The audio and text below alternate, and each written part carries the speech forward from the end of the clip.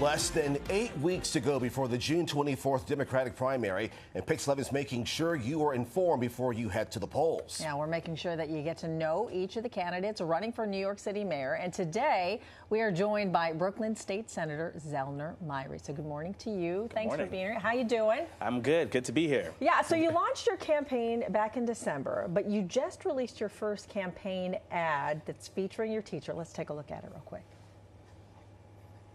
He was raised by a single mom in a rent-stabilized apartment, and our public schools put Zellnor Myrie on the road to a better life. How do I know?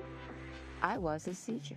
As state senator, Zellnor delivered on gun safety, the right to choose, and tenant protection. And now Zellnor Myrie is running for mayor. Let's quickly talk about the timing. In the polls right now, they have you in single digits. Why'd you wait to throw out this campaign ad now? It's still early in the race, and most New Yorkers are just starting to pay attention. And I've been hitting the streets for many, many months. I'm proud to have received contributions from every single city council district, every community district. I've been excited talking to everyday New Yorkers. I ride the subway just like everybody else. So I've been talking to people every single day who are excited about our vision on housing, affordable child care, and keeping us safe. And for voters, how would you parlay your time in the state Senate into being mayor of New York? I've been a very serious legislator fighting for the issues that New Yorkers care about. I have led on fighting for public safety, first in the nation bill to hold the gun industry accountable. I had the strongest tenant protection law written into in 2019, the Housing Stability and Tenant Protection Act. And I've also been fighting deeply to give people a second chance and to give them economic opportunity. I have 60 bills that have become the law. That is someone that is serious about the job. I plan to be serious about being the mayor. Yeah, I mean, you also want to push for free universal after-school care. Sounds very similar to what Mayor Adams has just pitched last week. So how do you differentiate your plan compared to his? I've been talking about universal after school for over 2 years now, starting in the state Senate and now as a candidate for mayor. We need high quality free universal after school because it's a public safety tool, but it's also a relief for our working parents. What the mayor has proposed now is too little. I think we need to think bold. We are in a moment where people are leaving the city because they cannot afford to stay here. We need a real plan. We need real solutions, and we got to think big in this moment. New York City used to do big things.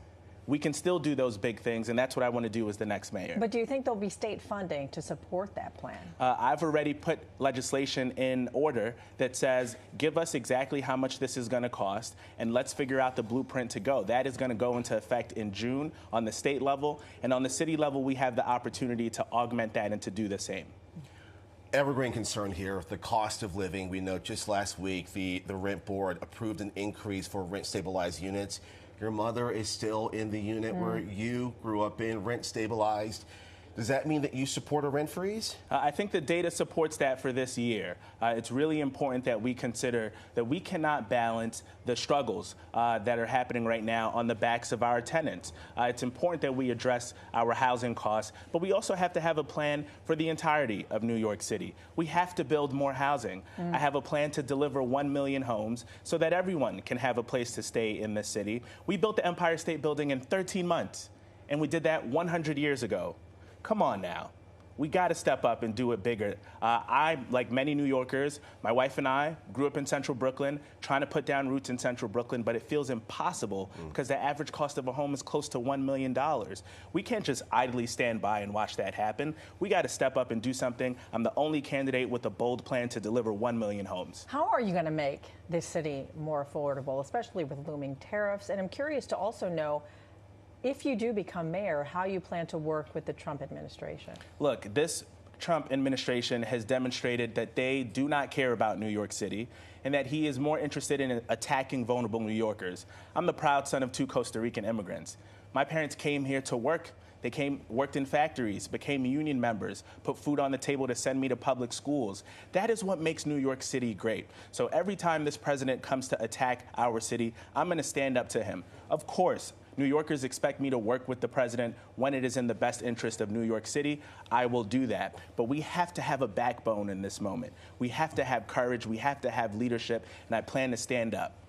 You mentioned your parents, of course, from Costa Rica. Immigration right now, a major concern right now, too, and the city's sanctuary status. Do you see a way in your administration to preserve that in the face of the Trump administration? People come here for opportunity. That's why my parents came here over 50 years ago. They come here to work. Our sanctuary city laws used to not be political. The biggest defender of our sanctuary city laws was a well-known progressive named Rudy Giuliani. It was not partisan. This used to be something that we all understood is important to the vitality of this city. So I plan to uphold our sanctuary city laws, but I want to go a step further. I want to do something called Work NYC.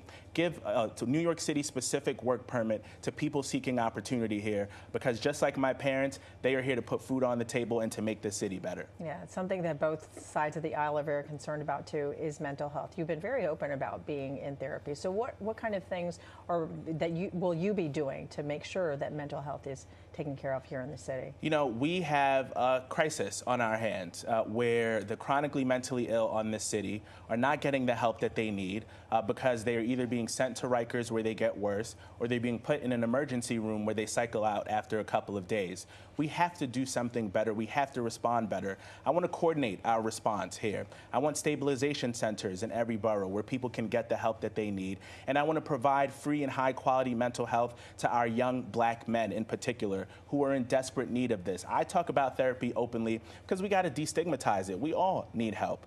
We all need to get on the path to real recovery. And I think it's important that the city provides that assistance.